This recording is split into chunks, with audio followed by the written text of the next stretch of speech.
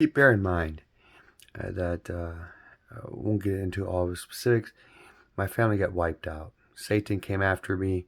My family, earthly family, dads get killed, niece and nephew dead, pastor uncle, Christian pastor uncle hanging dead in his garage. Satan came after me, and he has a lot of tools. It's secular government. Who controls a secular government? Well, if you believe a secular government probably is not for God, the Most High God, Jesus, Yeshua, then probably Satan works through it, right? I was abused heavily, left alone, isolated, no friends, no one to talk to, nothing, and obscure poverty, $1,300 a month, and it's not horrible, but manageable, and living alone in a house.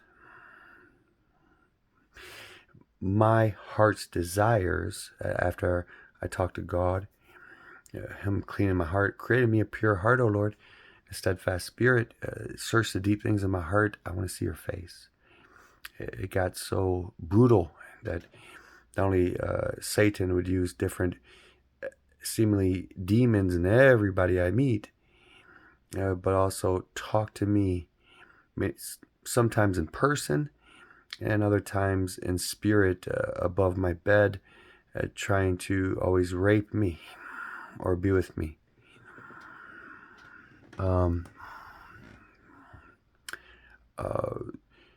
My heart's desire, there's many of them.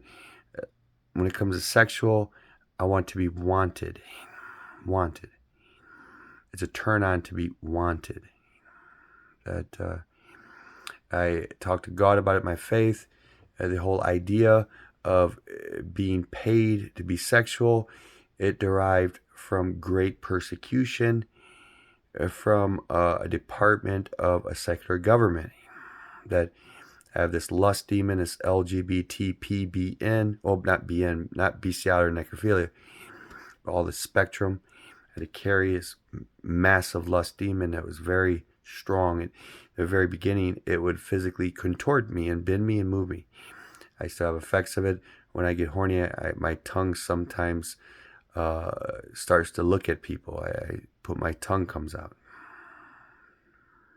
Like it's telling on me. That for me, going in pits, and it was inevitable. Satan's kingdom come after me. I felt like I was being tested a number of times a day, big tests. That MacGyvering it. Okay, I got to go through Satan's kingdom. That's how I rationalize it. Okay, when I get horny, the truth will set you free. It was so strong. I, years ago, wanted to be the next Billy Graham. I wanted everyone saved. I wanted a giant impact in Christianity. I got furious or upset with God because I had a reading disability. When I read the Bible, King James Version, thou for, therefore, thou shalt, art, and all that, I had no idea what it meant. Nothing. I was upset at God. I don't understand. I wasn't a great reader anyway. I had a reading disability. I noticed sometimes when I was horny and I went to go read the Bible, it made it all that more difficult. When I read the Bible, it was attacking me, and the verses were like satanic. Well, if I want to be the next Billy Graham, this lust demon in me, what am I going to do? Am I going to be Billy Graham? I talk about a demon being in me. What's the point? What's the point? How do I have to do this Christian life? I think I'm supposed to teach, and the only way I saw was to talk about it. The truth will set you free. Very truths that would at times make you feel like, not that you killed, but at times would make you feel like that sick man and a devil's advocate, that he was testifying, getting hot, talking about a girl he messed with. Thought, after I've been born again virgin, I haven't been with a child, as far as I know. Unless I was drugged, I don't know. But I'm born again virgin. And I made a deal with an entity I thought would be God. If I talked about my old man sex life, I talked about sexual thought, all my sexual, many would be saved. The deal was that if they knew I was ever with the underage, that if I spoke about it, I could go to prison and get a shank in my eye, I'm dead. But the offer was too great. The entity said, what I believe was God, it's up to you. You can get by grace and I'll talk about it. Or you're going to talk about child, all of it, your sex life. The old man sex life, you're a slave to sin, you're kind of a passive nympho. Whoever hits on you and you like them, that was me. I was a submissive. I wasn't a predator. Now, for the most part, born again, I got scared so bad, terrified that a millstone, it's better a millstone be wrapped around your neck, to be a rope, and tossed into the sea than you cause one of my little ones to sin. It terrified me something great. I was a new man. I'm not gonna get a millstone around my neck. But something greater was than that in my life. I didn't notice I was in hell all this time. All my whole life was hell. That I reason with government. What does government want you to do? Okay, they're trying to act like I'm the Antichrist, this demon in me, for mankind's sake. Clinicals, sex clinicals. I'm going to show you I'm no threat. I have to talk about this lust thing that's in me, this Obama, throw up your leg, whatever it be. If I talk about it, the truth will set you free. I'm not putting in danger the bride of Christ. I'm not having a demon in my temple that's I'm going to protect. I'm going to talk about it. You're going to have free passage. But therefore, let it operate to go after the bride of Christ. For me to just talk about it. Even though at risk, at personal loss, I love the bride of Christ. The Vatican had indeed suffered greatly. Little altar boys and artificial intelligence and algorithms and schemes and plots and lawsuits, and the conservative pope was forced to retire in shame. He couldn't handle, not that he's weak, not that it's fault. It was overloaded. He was forced to retirement. A new pope that was sympathetic to the Democrat Party and Obama's agenda was put in. That it would help with lawsuits, altar boys. The bride of Christ has suffered greatly in this pride thing, I think. They need somebody to, in perfect love, tell truth about it. Maybe, see, when you have a demon, when you have, let's say, an oral fixation for a little boy, and you seek those that seek shall find, knock and the door will be open, read all the scripture in the right context. I want to get free of a sex demon. I sought Dr. Carr, different deliverance ministries. You have all these family curses, and out of all, like 9 of them, you got 7 telling truth. I want it free. Cast out an oral fixation thing. 1 minute it's like, yeah, I like it. It kind of gets me going, and I'm telling the truth, and I'm sorry, I don't. And then telling the truth, I cast it out in Jesus' name. Oh, I'm fixed. Wow, I didn't know it worked. Wow. Then when I realized that pedophiles don't have to hide in ICE. They, FBI, Facebook, all the rest, that when they are on their job, I work at Facebook. If I work at Facebook, a little girl is, a little 12-year-old showing her boob. Well, I like it. Oh. They get working for ICE, seeing child porn all the time, doing your job. Wow, I had one picture. Wow. But where are they going to go? Where are they going to talk? They get addicted. May not be no fault of their own.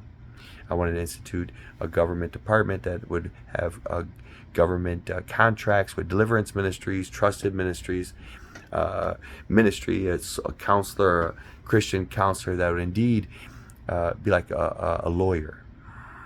That if you work for the FBI, you work for Facebook, you work whatever, that you don't have to tell your employer why you need this special, a certain, give it a name, and I need special counseling. It's like an emergency thing. They get time off, and they get to go to a counselor, and counselors should not blab about you trying to get help. You're a hero. If you're trying to make yourself where you're not a predator, not a problem to society, not wanting to hurt innocent blood, and you're risking, I'm gonna go get help, they should full well get it. And paid leave for it. That they would indeed go to these counselors, see if they can get things cast out of them, work with counseling. May not be an over the night thing, but you seek and you shall find, knock and the door will be open. Seek a resolution in life. It's better that you do that in life, and that in death you stand before the throne of righteousness, and you got Satan pointing a finger at you, and you look over to the defendant attorney seat where Jesus is supposed to sit, and no one's there but you and Satan that has all the goods on you. And a God that's more than willing to put payment that you'll never pay you into eternity to pay for it forever. It's better you get it taken care of now. But the whole idea, they need someone brave, and perfect love casts out all fear. Be selfless, risk a personal loss. I'll talk about it. So maybe someone's brother's, cousin's, uncle's, nephew's roommate, and say, oh, this guy, you're watching for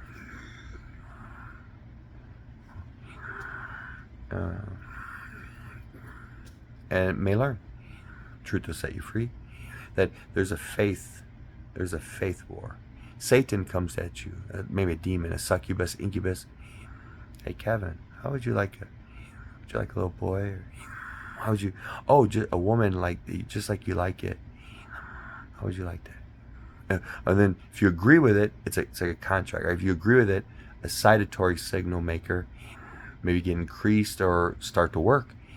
That you start getting excitatory signals down to your genitals. You get excited, good feeling. Oh, you agreed with a demon, a lust demon. And then if you have a neural connector, right, and you keep using it, it's connected to your excitatory signal, it stays very, the more you use it, it's like a highway.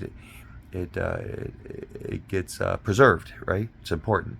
If you try to cut it off, like I try to do it for things. I had a caretaker buy me a phone. It was in her name. I therefore got tired of seeing children in my feeds, YouTube, Facebook. Algorithms want me to want children. I'll go into that later. I went and got my own phone.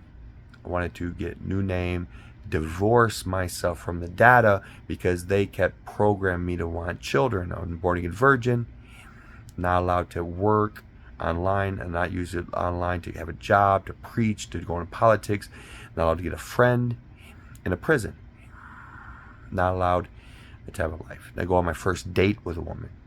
So they programmed me like children. So with that said, that I want to divorce my data, and I got my new phone, new profiles, it's that. They knew damn well who I was. Put it right back on there. Yes, you're going to like children. I've done more than that. I went to FBI, called the FBI countless times, went to ICE, called MSNBC, and then Fox News. I called Tim Walberg of Chelsea. He was my congressman in Chelsea. I met him a couple times. That was before all of what I went through after my uncle, Pastor Mike, was found hanging in his garage. I went in detective mode. My uncle was Uncle Gordy, a detective in Michigan murders, a relatively, in context, famous in the sense of being undercover. I'm not a cop. I'm not proclaiming I'm a cop. My other uncle retired from the Pentagon before 9/11.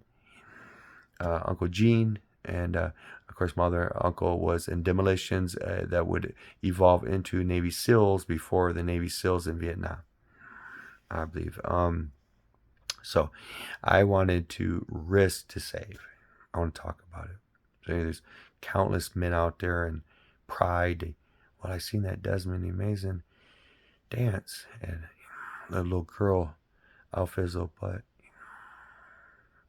They were clapping, grown men, and yeah, they were telling me to like it. I got programmed by this pride thing, but faith comes here, and I get convicted in faith.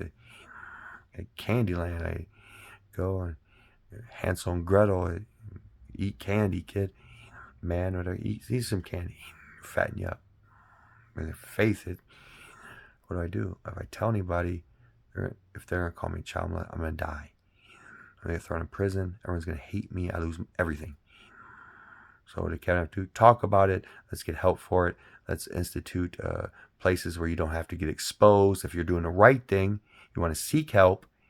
That indeed you're not only allowed to do that, but you should be able to have that paid for society. That should be an absolutely governmental funded 100%. Oh, you need this kind of, you're here, go do it. Yeah, we'll encourage it. Good job. You want to be a hero. You don't want to lie and act like you're something you're not, that you offend on a weekday. You get drunk and so on. Oh, babysit for me. They didn't know who you are. They know your data. Babysit. I have to go to work. I babysit real quick. And you're drunk. I never knew this. Weak moment. So being a hero, being proactive, seeking to better society, to go after Satan, even if it's in you, at risk of personal loss. I want to take away this great personal loss or this torture, this pain, this my road.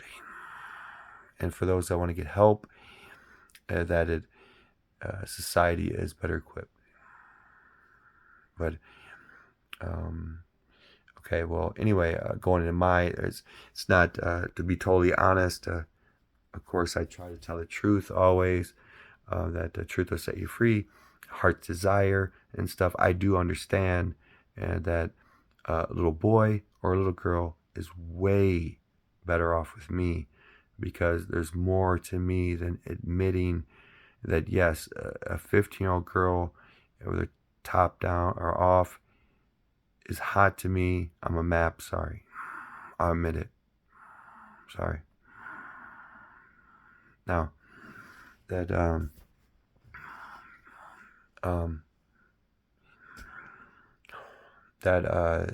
we need to with this pride thing, that our children are a couple keystrokes from Ron Jeremy and Stormy Daniels, and 5 or 6 year olds are given an iPad. Honey, I gotta watch MASH.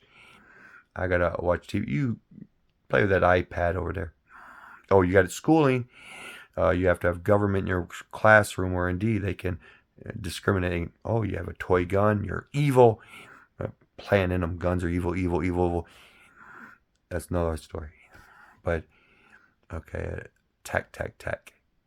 Data. How do we escape data when the understanding of the human condition is so great today that artificial intelligence algorithms can program Minecraft you to where you never thought you would be? How do you escape the prison of data? How do you escape Satan's plan against you and our children? See, Jesus is not allowed in our schools. The truth is not allowed in our schools. A little girl was reading the Bible at recess. Authoritarian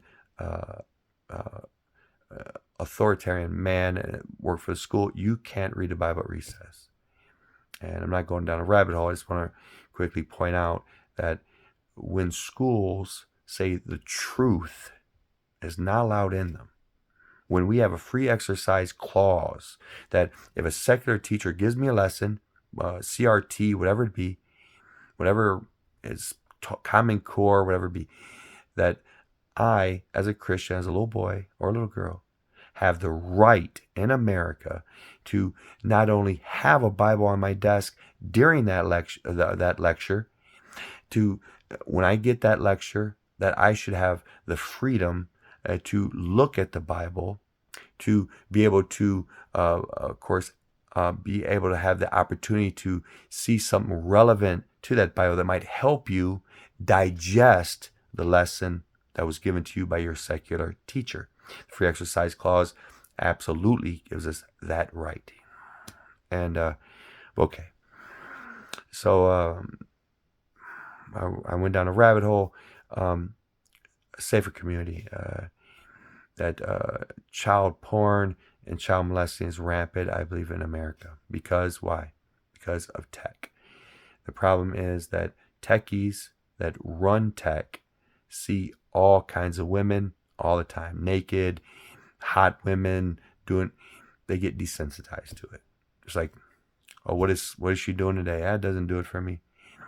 Wait a minute, this little virgin kid. Well, see what it is. Satan. He's evil. Innocent blood. We don't know that. Innocent blood. We're trying to get him like innocent blood so he can basically destroy a little kid's life. That's people and humanity. Well, you're so rich, you're so powerful. Women don't do it for you. We'll move down the ladder. Innocent blood, it's a taboo. You get great horniness from it. That happens when you're so enriched and well, not that kind of enriched, but when you're so entrenched and online and people's data and their private thoughts, or how you get their stove going, and you see things, you graduate to probably worse and worse things, that bondage and all that stuff. There should be an option where our society isn't doomed to see. They talk about evolution, that we evolve greater and greater. I know the truth. I believe the truth is opposite. Adam and Eve, in a sense, that were made perfectly, that they live hundreds of years old. One recorded 800 years old living to. That the ozone after Moses. After Moses, God got a little upset, the long lives of men, how evil we got. Broke down the ozone with the canopy, the ice, the firmament breaking down. Radiation was therefore better able to enter our atmosphere, therefore causing aging and cancer, and us greatly reducing our life from 700 years old to 120 to 70, whatever it be. With the going down a rabbit hole. Well, anyway, with this society, pride today. Where is it taking us tomorrow? When a little boy, little girl, 5 or 6 years old, could probably make some adults blush on the things they see online and talk about it. Where are we going as a society? Are we all going to end up being horrible sexual sinners? Is there going to be a pathway to push back against evil, and even at risk of personal loss, say, wait a minute, I love a little boy, I love a little girl. I'm gonna try to man the mirror